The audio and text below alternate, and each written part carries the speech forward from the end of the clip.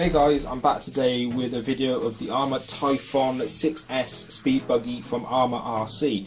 Now, this video is going to be more of a forum requested video by a lot of people on URC and Motorsport UK's forums. Now, this video is going to be explaining how my Arrma Typhon failed, but it is also going to be how Hobbyco and Arrma in particular have dealt with my issue personally. Now, to begin with, the problem. The problem is that my ESC and servo both went up in smoke on its 6th run on 4S LiPo. Now, these went up on my local field, which you see in the running video. It's just a flat field, just up and down, a couple of flips, nothing too mad. But in the middle of the whole run, I realised my servo couldn't find a centre point, so it was twitching left and right, couldn't find a dead centre point. Now, I thought this is a little bit of like a sort of electrical glitch, so I turned the car off, left it for a couple of minutes, came back, turned it back on, and it was still doing it, so I found it a bit odd. Luckily at this point I had it against a fence, and I say that is lucky because the car went full throttle with no input from me into the fence and flipped upside down. The controller was on, the car was all powered up fine, it just went full throttle for no reason, upside down in the fence, and obviously that is not meant to happen. So I picked it up and disconnected everything again, checked over the whole thing, making sure cables, screws and stuff like that was all done, you know, checking battery terminals were plugged in, all that sort of stuff, checking the receiver was working properly, plugged it all back in again after 5 minutes of tinkering, came back.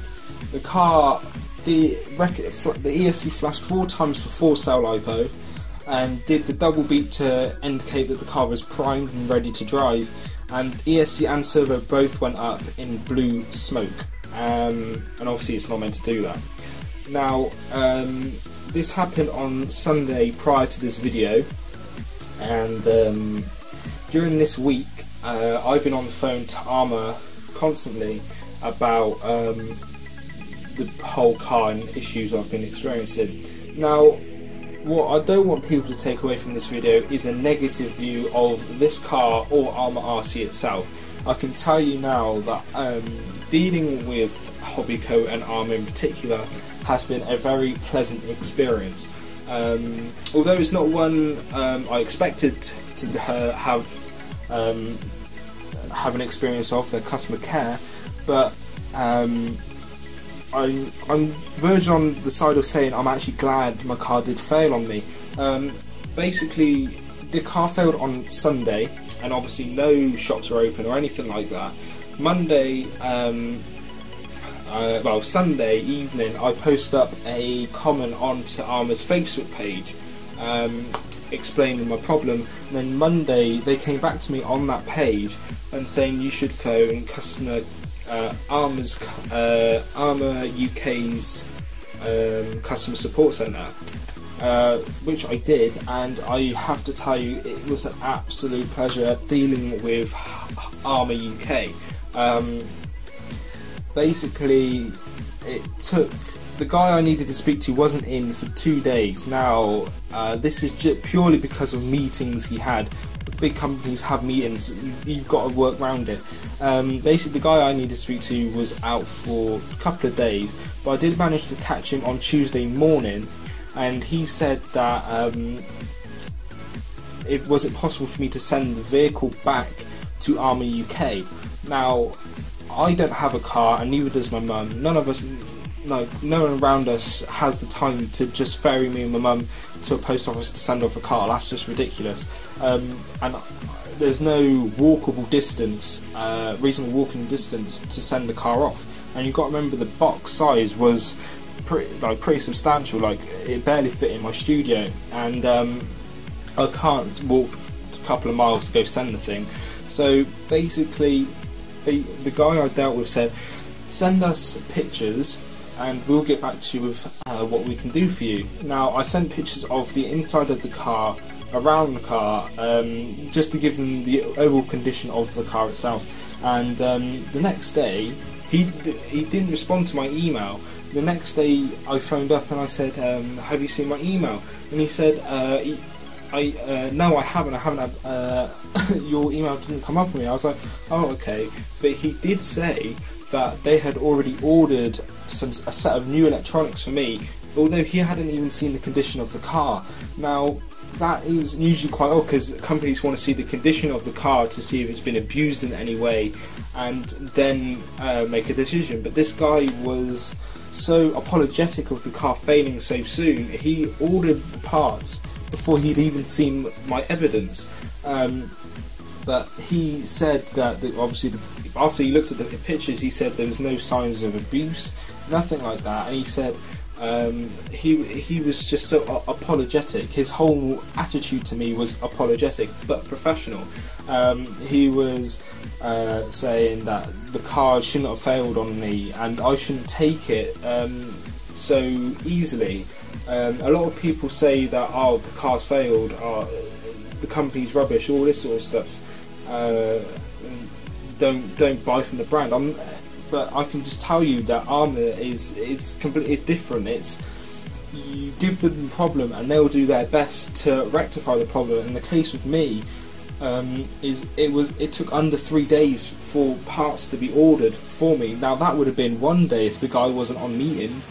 Now you just got to think about that. I mean, just the customer care was outstanding. The parts I should be getting next week, early next week, so Monday, Tuesday sometime, purely because they're coming from Germany. I mean, that seems to be where all warehouses for anything is these days.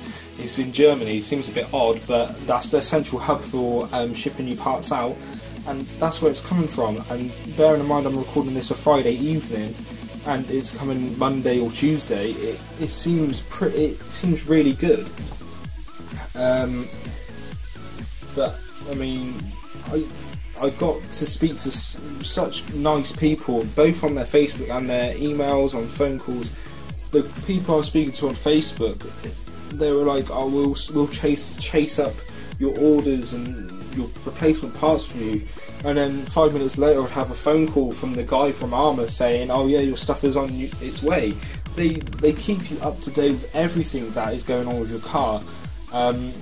I mean, I'm primarily making this video for the forums, of course, but it's also to let people know about their customer care and what they will do for you.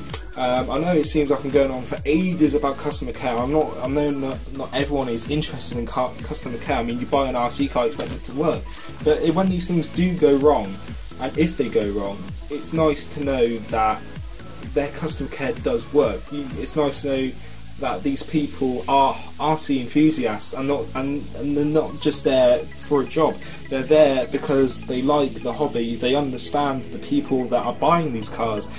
I mean, when I was on the phone to this guy, he was like, the car has been in testing for so long. He was so surprised that one had actually failed so soon.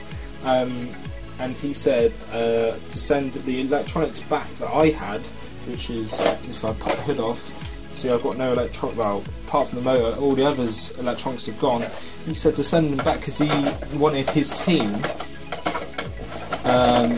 he wanted the Armour and Durango team to test out why these two pieces of electronics have gone wrong. And this shows that they are very, it's hard for me to explain, they are so determined to make good products. They are taking in these old parts, researching them again and again and again, and just coming out with fixes and making sure their latest product batch is spot on. Now, I know people are just going to be like, "Oh, but it should all be expected, and you should expect replacement parts."